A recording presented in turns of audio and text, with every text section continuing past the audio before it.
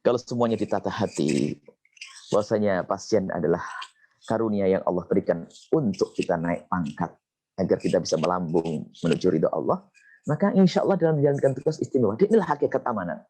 Berarti surga betul bagi Anda. Suatu ketika ada sebuah kisah, bahwasanya ada orang, ada ini kebijakan seorang dokter ya. Ada satu orang sakit dan dia perlu operasi besar. Kemudian rupanya yang operasi ini adalah ya, seorang dokter canggih, spesialis memang. Ya, teman. Tiba-tiba dia marah-marah. Ini sudah sakit begini, baru dibawa ke sini, sudah mau mati. Ini. Akhirnya terpaksa harus operasi. Harus operasi, yang operasi orang itu. Tiba-tiba seorang dokter muda itu lewat. Kenapa ini Pak? Oh ini lagi sakit mau operasi. Oh siapa yang operasi? Disebut nama dokter si A. Apa kata dokter muda ini? Oh si A. Bisa mau ngoperasi dia? Emang kenapa? Itu dokter paling sibuk, nggak punya waktu, dan dia orang yang selalu sukses dalam memberikan operasi, hampir tidak pernah gagal. Dia adalah dengan prestasi gini. Ini sudah mau digiring dengan kereta roda, dengan mau dibawa ke tempat operasi. Yang sakit itu mendengar ini semua, bahwasanya ngoperasi dia adalah orang yang nomor satu, yang paling hebat ini. Sehingga di saat dia masuk ke kamar operasi itu dengan keyakinan bahwasanya yang mengobati ini adalah orang hebat, orang benar. Setelah masuk dengan penuh keterangan, ternyata dioperasi dengan aman. Setelah selesai sembuh, rupanya dokter biasa yang operasi, bukan orang canggih-canggih amat. Ini kecerdasan dokter muda bahwasanya seorang pasien ini ternyata harus beri semangat. Oh, ini dokter, kadang-kadang ditakuti, ya Allah, dokter itu yang operasi, kemarin gagal, orang mati. Nah, ini operasinya mati, Kak. Jadi memang harus ada. Jadi harus ada, kalau kata Abdullah bin Abbas ini, di dalam mengobati sendiri ternyata kadang tidak perlu obat saja. Akan tapi perlu kalimat yang lembut. Subhanallah, seorang dokter atau seorang dokter dengan santunnya tiba-tiba menepuk pundaknya seorang anak yang lagi menangis karena ibunya sakit. Lalu katakan, sabar ibumu, istagfirullah gini. Itu sudah pahala. Cuman kadang ada orang dikuasai dengan kesombongan, jalannya cemberut, nggak ada senyum dan sebagainya. Innalillah. Padahal cuma begitu saja menepuk begini saja langsung subhanallah akan jadi pahala. Dia besar hatinya. Nah ini, mensyukur itu ya bentuknya begini. Ini tugas istimewa. Maka serius. Sehingga semua yang kita lakukan akan jadi pahala. Kita punya ide, kita punya rumah sakit. Atau kapan terwujudnya. Paling tidak ide ini akan didengar atau dipakai. Kami ingin melayani orang sakit bukan hanya di rumah sakit. Misalnya, ini usulan saja kelihatannya dari rumah sakit yang lain ada ini. PT-PT yang lain, Masya Allah, terima kasih. Jadi, harus ada strategi pasar, itu kan ada. Market. Akan tapi market kita adalah market mengambil hati mereka. Kalau seandainya setiap rumah sakit nih, kadang orang kampung. Makanya kami selalu kalau di pondok ini ada orang sakit, kita lihat dari mana. Kalau orangnya dari kampung mau diambil orang tuanya, pasti kita larang. Sebab kalau sudah di rumah nggak akan diobati. Sebab apa? Orang tuanya jauh dari rumah sakit, belum lagi nanti masalah biaya. Kita lihat siapa orang tuanya, ada uang, rumah sakit jauh enggak, dokter jauh enggak. Kalau enggak boleh pulang. Kenapa? Di rumah tambah tidak. Dan pernah kejadian juga sampai di rumah malah meninggal. Karena memang orang tuanya pengen ngambil ke rumah tapi tidak bisa mengobati. Kadang orang awam tidak punya wawasan tentang medis. Bahkan kadang-kadang jangan bawa ke dokter, takut dokter dan sebagainya, keburu meninggal. Nah ini, jadi di antara yang kami rindu bahwasanya ada sebuah rumah sakit setelah pasien pulang itu. Mungkin sebuah rumah sakit ini harus kami sampaikan karena ini sangat bermanfaat untuk hati mereka.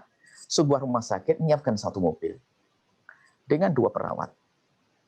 Satu mobil dengan 2 perawat, laki atau perempuan.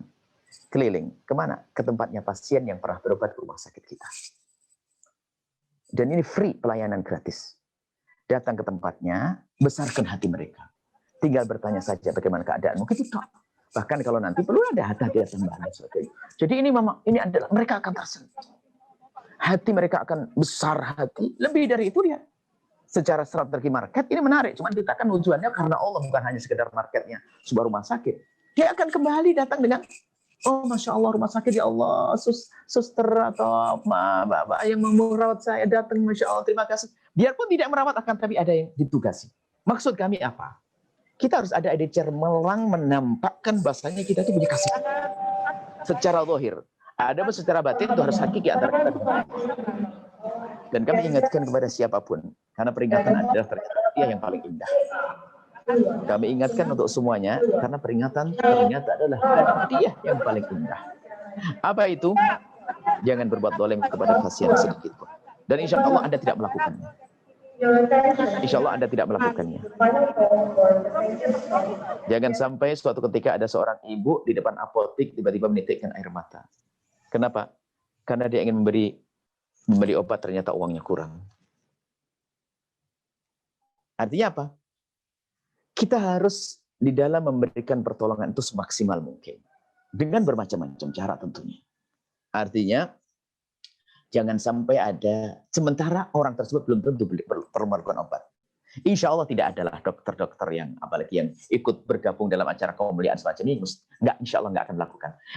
Akan tapi sering hawa nafsu kita itu. Karena mengejar target, kita harus punya rumah baru, harus punya mobil baru, harus punya ini, sehingga kadang kita melakukan sebuah keharaman. Nah, ini rambu-rambu ini penting sekali. Maka, jalani tugas dengan sambung dengan Allah.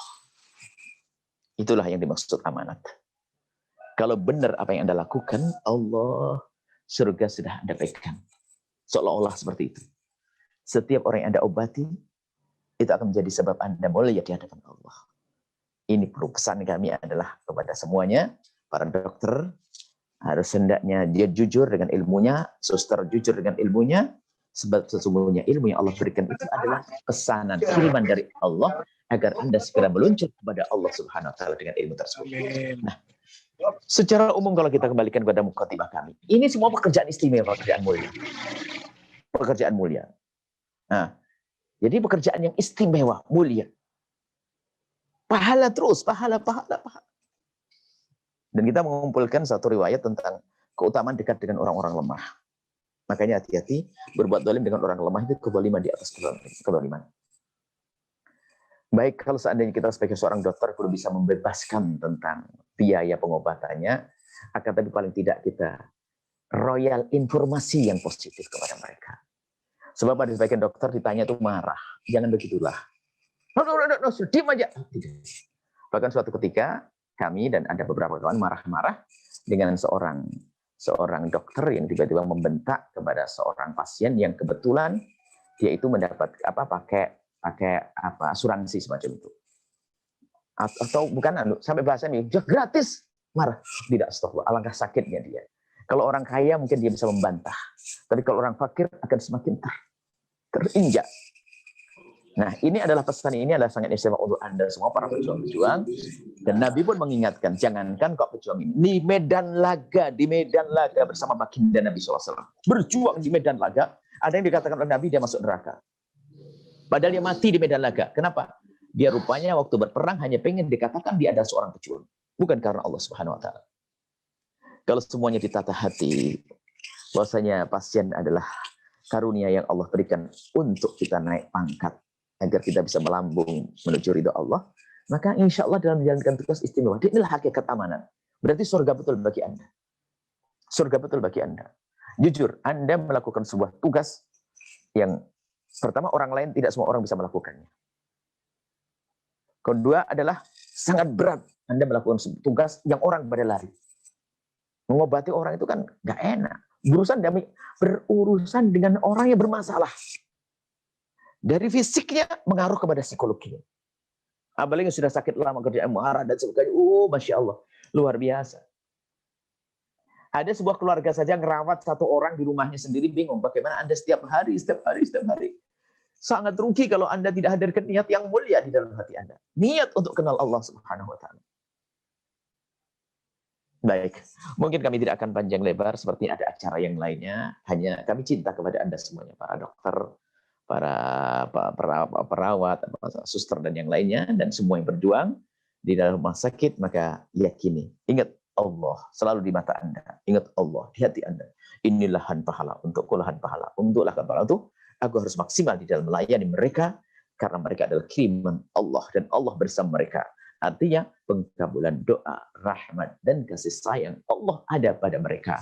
Dan semoga rumah sakit ini adalah rumah sakit yang terus, rumah sakit Paru Sidawangi adalah sukses terus, dan yang berjuang di dalamnya dibimbing oleh Allah, dimudahkan segala urusannya, dan selalu diberi kesehatan oleh Allah. Dan juga rumah sakit dan perusahaan-perusahaan atau yang lain yang bergabung Jika belum baik, semoga setelah ini menjadi baik. Dan semoga apa yang Allah berikan kepada mereka dianggap sebagai sebuah amanat yang akan diemban dengan benar untuk dilaksanakan dengan benar. Semoga semua itu menjadi sebab keselamatan di dunia dan di akhirat. Dan selalu tumbuhkan di hati kita makna kasih sayang. Agar kita bisa hidup saling mencintai. Di saat normal, kita tidak saling berebut.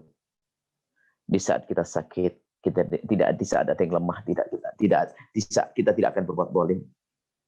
Ini kasih sayang itu penting sekali. Menumbuhkan kasih sayang di antara kita, cinta.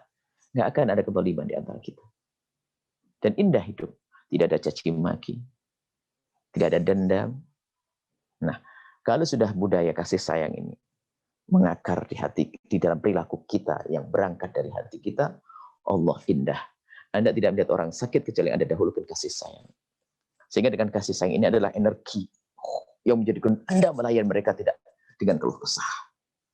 Kasih sayang Anda sayang. Seperti seorang ibu yang begitu sayang dengan anaknya di tengah malam, jam 2 malam, tiba-tiba anaknya bangun empis, pipis, suruh sampai mungkin empuk dan sebagainya, apalagi muntah-muntah. Bangun itu seorang ibu dengan sekatan karena apa? Dengan kasih sayang. Maka sumberkan kasih sayang di dalam hati Anda, maka di dalam melayani mereka, Anda melayani pasien, Anda akan melayani dengan energi yang istimewa, energi baru, kekuatan yang luar biasa, dan itu menjadikan Anda tidak capek, Anda tidak kesal, Anda tidak merasa gelisah, dan Anda tidak akan merasa putus asa di saat Anda menangani mereka. Ini saja risalah cinta kami dari semuanya, dan semoga sukses Rumah Sakit Umum Rumah Sakit Paru Sidawangi dan juga rumah sakit yang lainnya, dan semoga ini pesan ini betul-betul bisa dijadikan sandaran untuk melangkah, tongkat atau petunjuk untuk melangkah agar kita bekerja ini adalah juga mendapatkan kemuliaan di surga nanti di hadapan Allah Subhanahu wa taala. Wallahu a'lam bishawab.